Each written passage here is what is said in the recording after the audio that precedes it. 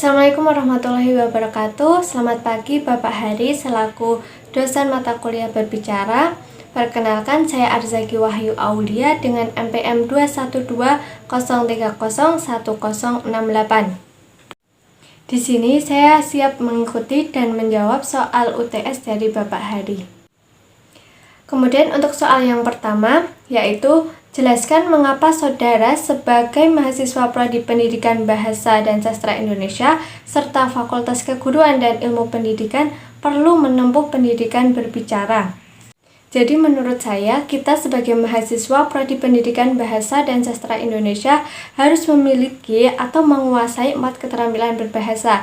Salah satunya yaitu berbicara. Berbicara sangat penting di prodi kami dan fakultas kami. Berbicara sendiri adalah proses komunikasi penyampaian pikiran ke dalam bentuk lisan, di mana mata kuliah berbicara sangat relevan menampung dan menyampaikan nilai-nilai saat aktivitas pembelajaran. Kita sebagai Prodi Pendidikan Bahasa dan Sastra Indonesia yang masuk ke dalam Fakultas Keguruan dan Ilmu Pendidikan harus memiliki dan menguasai teknik-teknik berbicara yang baik dan benar. Karena kita sebagai Prodi PBSI serta Fakultas Keguruan dan Ilmu Pendidikan itu diarahkan untuk menjadi tenaga pendidik yang harus dapat berbicara atau berinteraksi dengan peserta didik agar peserta didik dapat memahami atau menerima apa yang kita informasikan. Pertanyaan yang kedua, sebutkan dan jelaskan aspek-aspek keterampilan berbahasa dan hubungan antar aspek. Aspek keterampilan berbahasa itu ada 4 beserta urutannya. Yang pertama adalah keterampilan menyimak, kemudian keterampilan berbicara, lalu keterampilan membaca, dan yang terakhir adalah keterampilan menulis. Pengertian keterampilan menyimak adalah kegiatan mendengarkan atau memahami makna secara lisan dengan penuh pemahaman dan perhatian tentang suatu informasi, isi atau pesan sehingga diperoleh makna. Kemudian yang kedua adalah keterampilan berbicara. Keterampilan berbicara adalah proses komunikasi, perubahan bentuk pikiran atau perasaan menjadi bentuk bunyi bahasa atau lisan. Yang ketiga adalah keterampilan membaca. Keterampilan membaca itu bersifat reseptif atau menerima informasi. Yang keempat, keterampilan menulis. Keterampilan menulis adalah keterampilan proses perubahan pikiran, bentuk pikiran atau perasaan ke dalam bentuk tulisan yang bersifat produktif atau menghasilkan informasi. Hubungan antar aspek berbahasa. Yang pertama, hubungan berbicara dengan menyimak. Hal-hal yang berkaitan antara berbicara dan menyimak adalah satu, ujaran. Ujaran itu dipengaruhi atau diperoleh dengan menyimak dan meniru. Kemudian yang kedua, perangsang atau stimulus oleh lingkungan sekitar. Yang ketiga, ujaran sang anak itu mencerminkan pemakaian bahasa di rumah dan di dalam masyarakat. Kemudian yang keempat, berbicara dengan alat peraga akan memudahkan pada pihak penyimak. Yang kedua adalah hubungan berbicara dengan membaca. Apa saja hubungannya? Yang pertama, performansi atau penampilan kegiatan membacakan berbeda sekali dengan kecakapan lisan. Yang kedua, ujaran-ujaran pola yang tuna aksara mungkin akan mengganggu proses pelajaran membaca bagi anak. Yang ketiga, kosakata khusus mengenai bahan bacaan harusnya diajarkan terlebih dahulu oleh gurunya. Yang ketiga, hubungan berbicara dan menulis antara lain 1. Sang anak belajar bicara jauh sebelum dia dapat menulis. Kemudian yang kedua, sang anak yang telah dapat menulis biasanya dapat pula menuliskan pengalaman pertamanya dengan tepat tanpa diskusi lisan. Kemudian perbedaan antara komunikasi lisan dan komunikasi tulis. Komunikasi lisan cenderung tidak terstruktur, informal, dan sering berubah-ubah. Sedangkan komunikasi tulis sebaliknya, yaitu terstruktur dan lebih formal gaya bahasanya. Pertanyaan ketiga, sebutkan dan jelaskan prinsip umum yang mendasari kegiatan berbicara.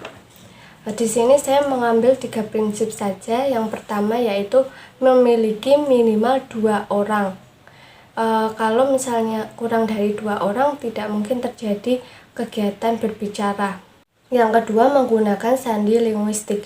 Apa itu sandi linguistik? Sandi linguistik adalah bahasa. Seharusnya kita menggunakan bahasa yang sama-sama dipahami antara yang berbicara dan yang mendengarkan.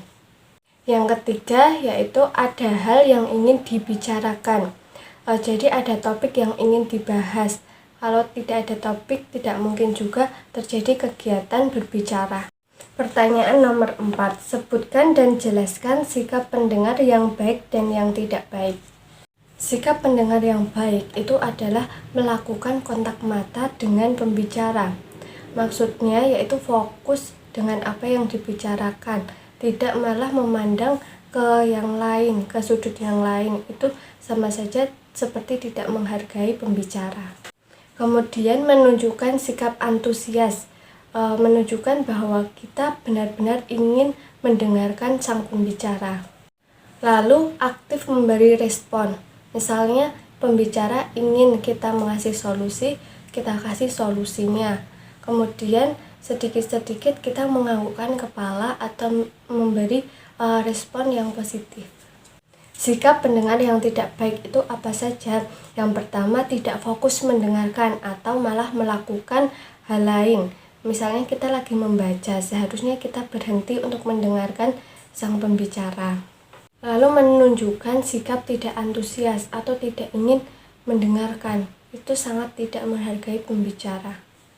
Lalu yang terakhir, memotong pembicaraan. Nah, ini tidak boleh banget ya. Kita harus membiarkan pembicara berbicara dulu, kemudian kalau sudah kita baru menanggapi, begitu. Pertanyaan nomor 5, sebutkan dan jelaskan faktor-faktor yang menentukan keefektifan berbicara. Faktor-faktor keefektifan berbicara itu ada faktor kebahasaan dan faktor non-kebahasaan. Faktor kebahasaan yang pertama itu ketepatan ucapan.